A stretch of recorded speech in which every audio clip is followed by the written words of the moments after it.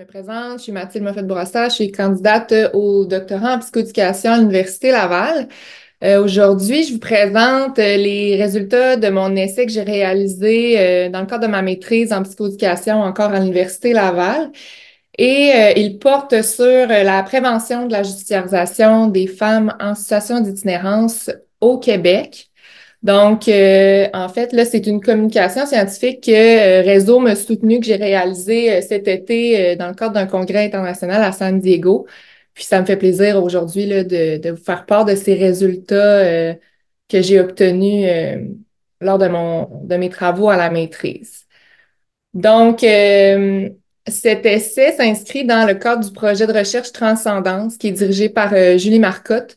Ce projet-là, en fait, a colligé 90 environ récits de vie de différentes personnes qui identifiaient vivre, en fait, avoir vécu ou vivre encore à ce jour des difficultés d'adaptation. C'était très large, mais ça l'a permis justement d'avoir vraiment un contenu riche sur les différentes trajectoires de vie de personnes.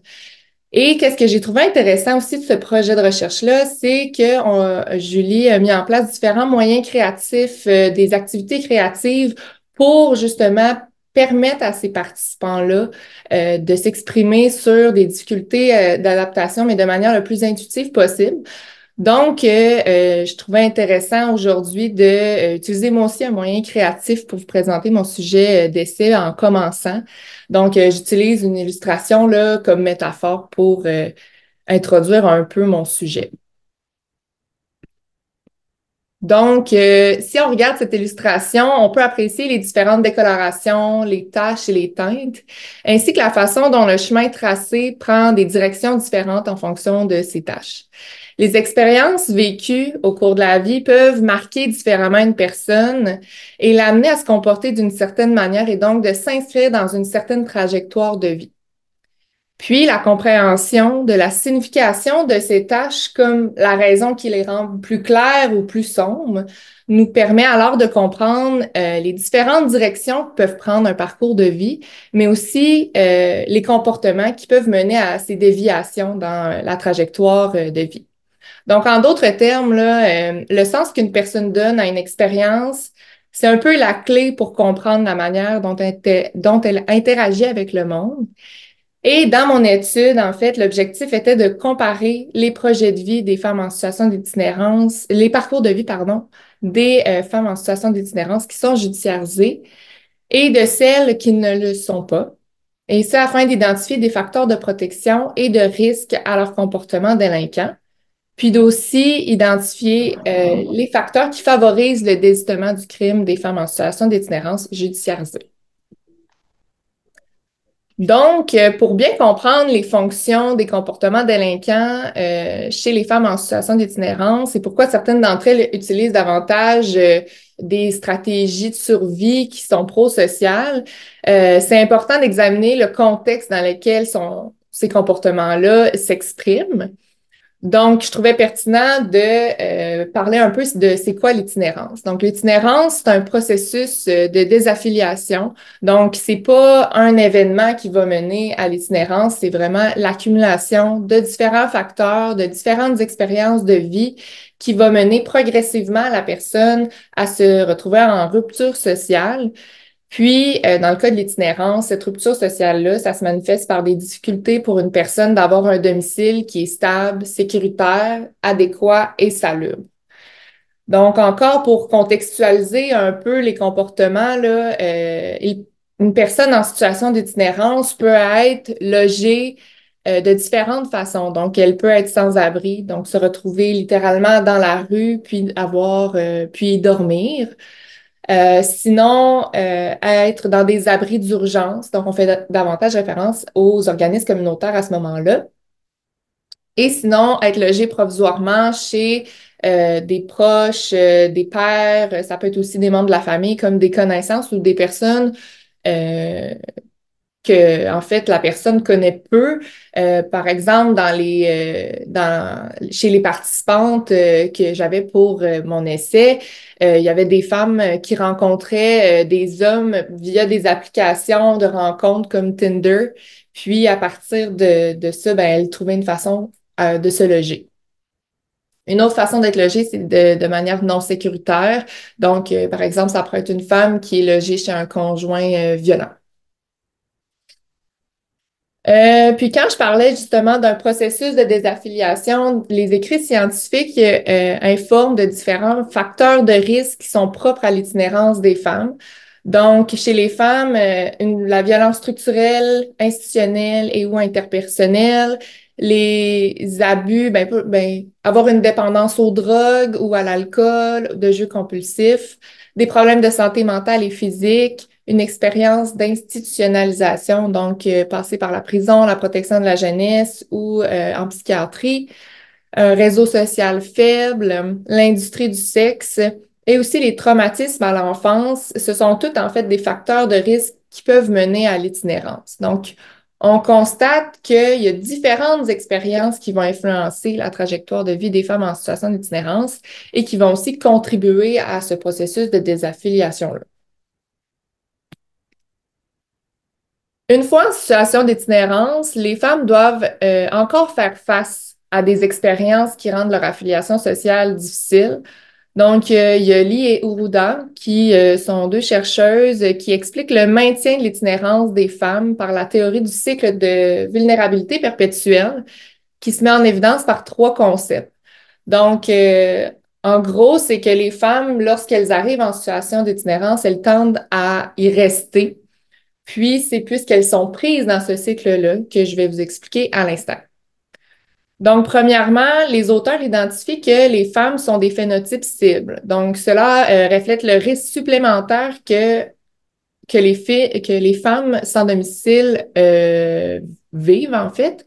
Donc, leur besoin de sécurité qui est pas nécessairement, qui est plus criant que chez les hommes, par exemple. Puis, elles expliquent ce besoin-là qui est plus grand par le fait qu'elles présentent certaines caractéristiques qui les mettent dans une position plus à risque d'être victimes de différentes formes de violence. Donc, par exemple, tout simplement le fait qu'elles aient une morphologie moins imposante fait en sorte qu'elles peuvent moins se défendre, par exemple, ce qui fait en sorte elles peuvent être des phénotypes cibles des prédateurs, comme les auteurs nomment, là. Donc, les prédateurs, ce seraient les personnes dans la rue qui tentent justement de les agresser, là. Aussi, elles vivent des traumatismes itérés. Donc, compte tenu de justement ces caractéristiques qu'elles portent, elles sont plus propices à devoir composer avec des traumas. Et ces traumas-là s'ajoutent en fait à tous ceux qu'elles ont possiblement vécu avant de se retrouver en situation d'itinérance et qui a contribué en fait à leur trajectoire d'itinérance. Par la suite, il y a l'aspect qu'elles sont dans un état de paralysie. Donc, compte tenu justement que elles sont des phénotypes cibles, elles vivent des traumatismes, elles voudraient se tourner vers des ressources, mais qu'est-ce qui se passe réellement? C'est qu'elles rencontrent différentes barrières sociales et structurales à l'accès de ces ressources-là, ce qui fait en sorte que elles doivent un peu composer seules dans leur instabilité résidentielle, mais aussi composer seules avec les différents enjeux qui sont liés à leur traumatisme, par exemple, tout ce qui touche la santé mentale. Donc, c'est très complexe d'adresser tous ces éléments seuls. Et c'est qu'est-ce qui se passe un peu aujourd'hui? On observe une inadéquation entre les services d'aide disponibles et les besoins des femmes qui sont spécifiques. Et c'est entre autres dû au fait que actuellement, l'itinérance, c'est un phénomène qui est plus compris selon l'expérience masculine de l'itinérance, ce qui fait en sorte que les femmes, on comprend un peu moins leurs besoins et on adresse justement moins bien peut-être ces besoins-là, ce qui fait en sorte qu'elles se retrouvent seules bien souvent à composer avec cette réalité-là. Donc, les femmes vont mettre en place différentes stratégies alternatives aux services compte tenu qu'elles répondent partiellement ou peu, en fait, à leurs besoins. Et parmi ces stratégies de survie, on retrouve le couchsurfing, qui est d'être logé provisoirement chez des membres de la famille, les pères et autres.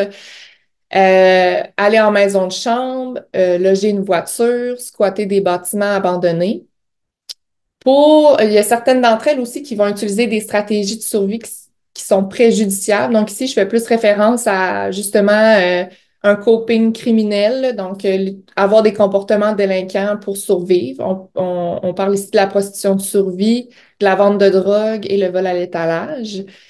Et pour celles qui sont dans la rue, donc c'est une minorité étant donné justement qu'elles sont à risque d'être violentées beaucoup plus que les hommes dans la rue.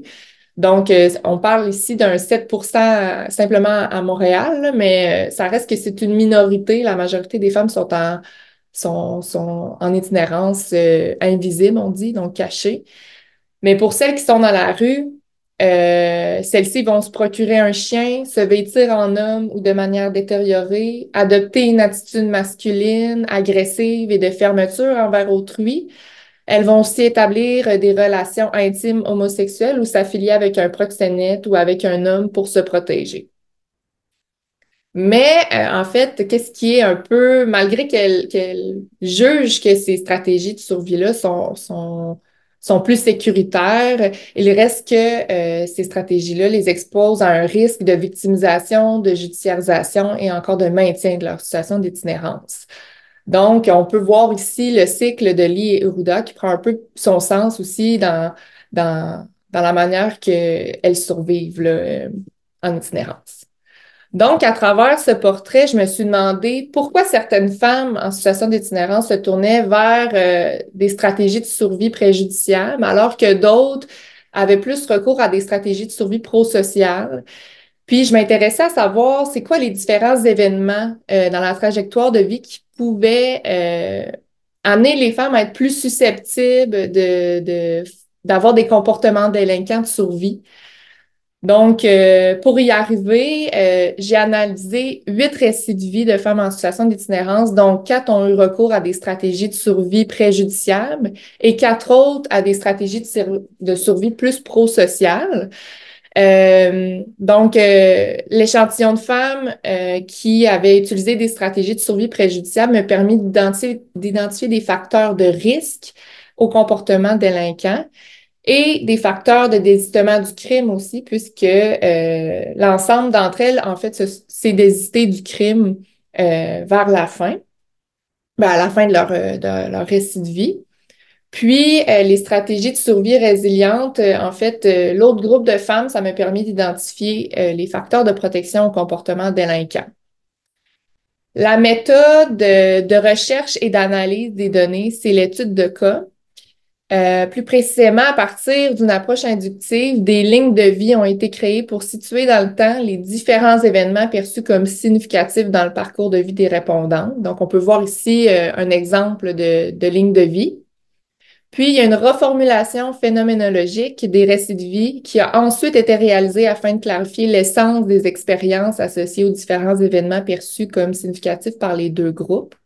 Puis, c'est ainsi qu'il a été possible de mettre en évidence comment les différents ingrédients de la trajectoire dans leur temporalité respective ont influencé la construction distinctive du récit de vie au fil du temps des femmes en situation d'itinérance judiciarisée, mais aussi de celles qui ne le sont pas. Puis, il y a des facteurs de risque et de protection qui ont été ensuite identifiés sur la base de la théorie de la psychopathologie développementale. Donc, maintenant, les résultats. Donc, en premier lieu, je présente les résultats des trajectoires individuelles des femmes en situation d'itinérance qui ont utilisé des stratégies de survie prosociale. Donc, on retrouve Evelyne, Françoise, Claire et Andrea. Puis, avant d'être en situation d'itinérance, qu'est-ce que j'ai pu faire ressortir comme similitude, en fait, dans ce groupe-là, c'est que leur parcours de vie est caractérisé par des traumas intérêts dès l'enfance. Donc, on parle ici d'abus sexuels, de maltraitance, d'intimidation. Puis, elles affirment aussi avoir grandi dans un environnement familial dysfonctionnel qui a mené la protection de la jeunesse à intervenir pour assurer leur développement et leur sécurité. Par contre, la protection de la jeunesse n'a pas intervenu, n'a pas compromis le développement, mais a plutôt travaillé avec les familles pour s'assurer que le développement et la sécurité de l'enfant soient respectés, là. Puis, qu'est-ce qui a été distinctif aussi de ce groupe-là? C'est que malgré en fait la présence de traumas itérés, l'ensemble d'entre elles a eu la capacité de tisser des liens d'attachement avec un membre de la famille ou des amis, puis ils ont continué d'aller à l'école. Puis, en fait, ça a permis le développement de ce capital social-là à apprendre à composer avec les traumas itérés et à s'intégrer de plus en plus dans des systèmes prosociaux. Puis, ça le fait en sorte aussi qu'elle présente moins de caractéristiques de phénotype cible, puis qu'elle rencontre moins de barrières sociales et structurales. Donc, pour montrer un peu comment les énoncés se reflétaient dans les récits de vie des participantes, je vous rends accessible quelques extraits, là. C'est pas les vrais noms, là, c'est des noms fictifs, mais ça permet vraiment d'imager un peu comment j'ai pu arriver à mes conclusions, là, à ces similitudes-là. Donc, pour imager plus les traumas itérés, on voit ici Andrea qui dit il était vraiment violent. Elle parle de son père. Mais même à ça, genre, je l'aimais pareil. Mais je sentais que papa était pas normal, là. Mais tu sais, dans ma tête de petite fille, là, ouais, ce n'est pas normal. Fait qu'elle montrait vraiment qu'elle était en fait victime de violence de son père. Sinon, Evelyne, de son côté, elle montre comment le capital social, elle a été placée finalement en famille d'accueil. Puis, elle montre comment, justement, le développement d'un capital social avec cette famille-là, mais aussi avec son milieu scolaire, ça l'a permis, ça y a amené beaucoup de positifs au final. Donc, elle dit, c'est le meilleur moment de ma vie en famille d'accueil. Je prenais l'autobus, je prenais le métro, j'aimais beaucoup ça. Ça m'a beaucoup aidé d'aller dans une école normale, une école secondaire. Mes chums de filles, je peux dire qu'on sortait. C'est le moment que je me sentais le plus normal. Eux autres, ils avaient des papas puis des mamans. Fait que, ouais, j'allais chez eux. Fait qu'on peut voir que c'était un environnement plus normatif qui a favorisé, en fait, le fonctionnement, ben, dans toutes ces sphères de cette jeune fille. Qu'est-ce qui caractérisait ce groupe-là, c'est qu'il n'y a aucune femme qui a développé une dépendance aux drogues ou à l'alcool. Il y a eu comme une consommation un peu normative à l'adolescence, mais il n'y avait pas de dépendance qui s'est maintenue dans le temps puis qui caractérisait un peu le fonctionnement de ces participantes. Au niveau des stratégies de survie qu'elles mettaient en place lorsqu'elles étaient en situation d'itinérance, on observe qu'elles étaient logées provisoirement, qu'elles étaient logées de manière non sécuritaire. Donc, ici, Claire, elle dit, je n'aimais vraiment pas ça, mais genre, je voulais avoir un endroit où dormir ou que j'étais bien. Évidemment, vu que c'était une pièce et demie, il y a juste un lit. Fait qu'on n'était pas en fréquentation, rien, mais tu sais, on a couché ensemble. Il a essayé, en fait, de m'étrangler parce que je ne sais pas pourquoi, mais c'est un fou. Donc, en fait, Claire, elle a utilisé des applications de rencontres, puis justement pour se trouver un lit pour dormir la nuit. Puis ça l'a fait en sorte que, elle s'est en fait exposée malheureusement à un abus euh, de cet homme-là, là. Outre cela, les stratégies de survie qui ont été utilisées, la majorité d'entre elles bénéficiaient de l'aide sociale et des services sociaux, donc des ressources d'hébergement, malgré que elles se sont présentées à la ressource d'hébergement. Des fois, ça a pris plus qu'une fois pour que ça soit bénéfique, mais au final, ça a fonctionné pour ces femmes-là. Sinon, il y a Françoise notamment qui a quitté de l'argent dans la rue. Puis, il y a certaines d'entre elles qui avaient un emploi instable, donc une certaine forme de revenu, une source de revenus, mais instable. Maintenant, la stabilisation résidentielle de ce groupe-là, il y a différents points tournants que j'ai identifiés. Donc, le fait qu'elle bénéficie de l'aide sociale et des services sociaux, ça l'a vraiment amené une stabilité pour ces femmes-là, puis ça leur a permis d'avoir un peu l'espace nécessaire pour justement adresser leur trauma, mais aussi euh, pouvoir se stabiliser de manière résidentielle, là. Puis sinon, il y a aussi s'affilier à des partenaires prosociaux, puis habiter avec ces partenaires prosociaux-là. Donc, il y a Claire qui explique justement la rencontre avec son conjoint. Elle l'a rencontré dans une ressource d'hébergement mixte. Donc, la rencontre avec son conjoint actuel, ça a joué beaucoup. Je l'ai aidé beaucoup et il est reconnaissant pour ça, ce qui m'aide pour ma confiance. Ça a vraiment beaucoup changé ma vie, puis ma façon de voir les choses, parce que tu peux pas rien faire, puis tu peux pas, genre, pas parler, puis pas penser avec lui. Ma personnalité, je suis devenue un peu plus ouverte, puis socialement, je suis juste moins stressée. Ça a changé beaucoup de choses, c'est juste de le rencontrer. J'ai espoir dans mon futur depuis que je l'ai rencontré. Ça commence à se placer. Maintenant, pour les trajectoires individuelles des femmes en situation d'itinérance qui sont judiciarisées, donc l'identification plus des facteurs de risque, on voit que avant d'être en itinérance, leur parcours de vie était aussi caractérisé par des traumas itérés dès l'enfance, mais ils étaient plus nombreux et d'une plus grande fréquence intensité. Donc, ici, on parle de maltraitance, d'abus sexuels, de sentiments d'abandon, de rejet parental, l'exposition à la délinquance et à la violence. Ils sont également pris en charge par la protection de la jeunesse, car l'environnement familial compromet en fait le développement et leur sécurité. Donc, qu'est-ce qu'on voit, c'est aussi que, contrairement à l'autre groupe, l'ensemble des participantes ne développent pas de lien d'attachement sécure et stable avec une personne. Elles n'ont pas de chez-soi et de lieu d'appartenance. Elles déménagent fréquemment et les adultes qui s'occupent d'elles sont changeants. Donc, ça fait en sorte que progressivement, elles présentent des caractéristiques de phénotype cible, telles que des problèmes de santé mentale, de toxicomanie, de comportement. Donc, de l'agressivité, de l'indifférence aux autres et de l'impulsivité. Puis, elles ont des difficultés financières. Donc, elles rencontrent davantage de barrières structurales et sociales. On peut voir ici Audrey qui dit j'ai toujours gardé ça pour moi, à part aujourd'hui, après 20 ans de silence. À un moment donné, il faut bien que ça se parle. Ça a eu comme impact que je suis devenue agressive, impulsive, le trouble de personnalité extrême. Je ne sais pas qui je suis. Je sais même pas c'est quoi prendre soin de moi. Donc, on peut voir que sont un peu face à elles-mêmes dans leurs difficultés, puis ils ont de la difficulté à comprendre leur environnement, ce qui rend difficile d'interagir avec cet environnement-là. Une fois en situation d'itinérance, elles mettent aussi en place des stratégies de survie.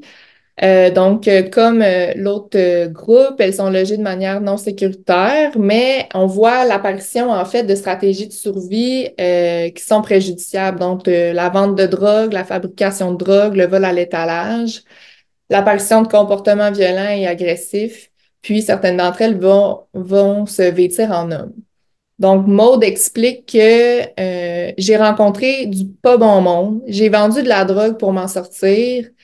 Je n'avais pas de place où aller, puis pas de place où rester, dans le fond. Fait que ça me prenait de l'argent pour vivre. Fait que j'ai vendu de la drogue, j'ai volé. Je te dirais même que j'ai crossé du monde. Je suis vraiment pas fière de moi. Ça a été vraiment une partie rough de ma vie. Il y a Rachel qui dit, j'ai dormi dans la rue quelques fois en fugue, puis je braillais à toutes les nuits quand j'étais toute seule. J'avais peur de me faire violer, puis qu'il m'arrive de quoi. Je fuguais chez un gars qui vendait aussi beaucoup. Donc, on peut voir aussi qu'elle s'affilie en fait à des pairs, des systèmes qui sont un peu plus antisociaux, considérant leur pauvreté des liens qu'elles entretiennent. Qu'est-ce qui est intéressant de constater aussi, c'est que les femmes en situation d'itinérance qui sont judiciarisées sont capables d'établir des liens entre leur trajectoire de vie et leur trajectoire criminelle.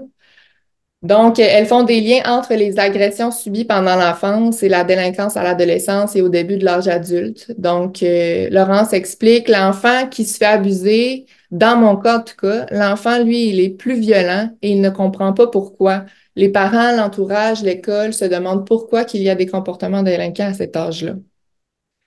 Elles font aussi des liens entre leur toxicomanie et leur délinquance. Il y a Audrey qui dit, le premier 3 mois, c'était ça, parce que moi, je me sentais pas à jeun, je me sentais pas prête à sortir de thérapie fermée, parce que j'allais recommencer dans la gamine que j'étais.